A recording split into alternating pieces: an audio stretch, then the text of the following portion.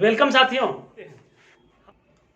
जैसा कि आप लोग जानते हैं, LIC से जुड़कर हर सपने पूरे हो सकते हैं। जो भी आपकी ख्वाहिशें हैं, रुपए, पैसे, सामाजिक प्रतिष्ठा, मान सम्मान, घूमना, जहां तक जो भी आपकी ख्वाहिश है वो सब पूरा कर देगी। LIC समंदर है।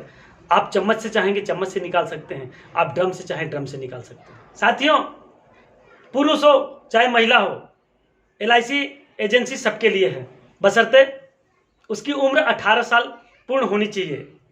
साथियों, कम लागत में बहुत बढ़िया व्यवसाय है। इस प्रोफेशन में आप जो चाहे वो सपने पूरा कर सकते हैं। आपकी इनकम बढ़ सकती है। LIC से जुड़कर अपने सपने पूरे करिए। साथियों, आइए देखते हैं LIC एजेंट बनने का क्या प्रोसेस है। हम इसको स्टेप टू स्टेप देखते हैं। सबसे पहले हम देखते हैं कि इसमें आवश्यक डॉक्यूमेंट क्या जरूरत है। आपकी उम्र 18 वर्ष पूर्ण होनी चाहिए। आप यदि ग्रामीण क्षेत्र से आते हैं तो आपकी हाई स्कूल का उत्तीर्ण का प्रमाण पत्र चाहिए। यदि आप शहरी क्षेत्र से आते हैं तो आपको इंटरमीडिएट उत्तीर्ण होना चाहिए, जिसका प्रमाण पत्र लगाना पड़ता है। अंतिम शैक्षिक योग्यता का भी प्रमाण पत्र आपको लगाना पड़ता है। आपका पैन कार्ड भी अवश्य होना चाहिए। आपका 2 पासपोर्ट साइज का फोटो चाहिए। आधार कार्ड या कोई भी निवास का प्रमाण पत्र चाहिए। आपके बैंक खाते का पासबुक या कैंसिल चेक होना आवश्यक है। आइए देखते हैं प्रथम चरण में क्या करना होता है। सर्वप्रथम जो डॉक्यूमेंट बताए गए हैं उनकी फोटो कॉपी करा के और फोटो लेकर हमको शाखा में जाकर एप्लीकेशन फॉर्म भरना पड़ता है, जो आपके अपलाइन उसमें सहयोग करेंगे। साथियों, कार्यालय में निर्धारित जो शुल्क होती है उसका MR कटाना पड़ता है। उसके बाद एजेंट ट्रेनिंग सेंटर में जाकर उसका रजिस्ट्रेशन कराना पड़ता है। साथियों, रजिस्ट्रेशन कराने के बाद आपके जो डॉक्यूमेंट होते हैं उसको स्कैन करके अपलोड करना पड़ता है। साथियों, ये प्रथम चरण की प्रक्रिया है। अब सेकेंड स्टेप में देखते हैं क्या होता है। साथियों, दूसरे चरण में जो एप्लीकेंट रहते हैं उनको मात्र 25 घंटे की ट्रेनिंग करनी पड़ती है। उसके बाद वहां से ट्रेनिंग सर्टिफिकेट मिलता है। 25 घंटे की ट्रेनिंग सर्टिफिकेट मिलने के बाद उसे ATC में अपलोड कराना पड़ता है, या स्वतः ATC के प्रिंसिपल साहब अपलोड कर देते हैं। उसके बाद जो कार्यालय की प्रक्रिया होती है, उसके बाद IRDA के द्वारा ऑटोमेटिकली URN जनरेट हो जाता है। URN जनरेट होने के बाद अब तीसरा चरण स्टार्ट हो जाता है। देखते हैं तीसरे चरण में क्या होता है। तीसरे चरण में IRDA या NSEIT पेमेंट के साइट पर जाकर परीक्षा शुल्क ऑनलाइन जमा करना होता है।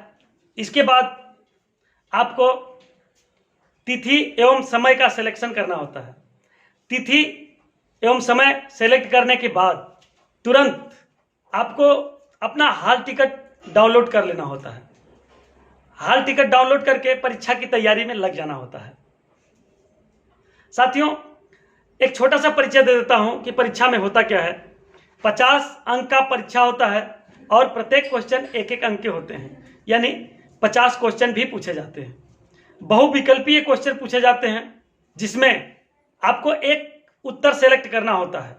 कोशिश करनी चाहिए कि सभी प्रश्न करना चाहिए, ताकि आपको ज़्यादा से ज़्यादा नंबर मिले। क्योंकि पास होने के लिए 17 नंबर कम से कम आवश्यक होता है, और उससे अधिक रहे तो कोई बात नहीं। यानी पूर्णांक 50 अंक का होता है और प्राप्तांक 17 या उससे ज़्यादा रहेगा तो आप परीक्षा पास कर सकते हैं। साथियों, अब देखते हैं कि परीक्षा की तैयारी कैसे करें। परीक्षा की तैयारी के लिए आपको गूगल प्ले स्टोर पर जाके IC38 की मटेरियल ऐप डाउनलोड करने होते हैं।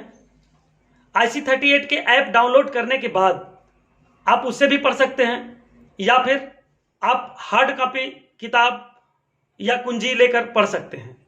सभी क्वेश्चन बीमा, जीवन बीमा, साधारण बीमा, स्वास्थ्य बीमा और कुछ क्वेश्चन बैंक के भी आते हैं। अब चरण देखते हैं।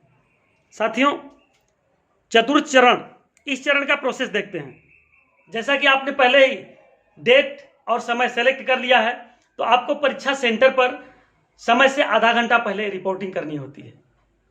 वहां आपको अपना हॉल टिकट और ओरिजिनल ID एड्रेस प्रूफ के साथ जाना होता है। जैसे पैन कार्ड ले लिए, आधार कार्ड ले लिए, यह जाके दिखाना होता है।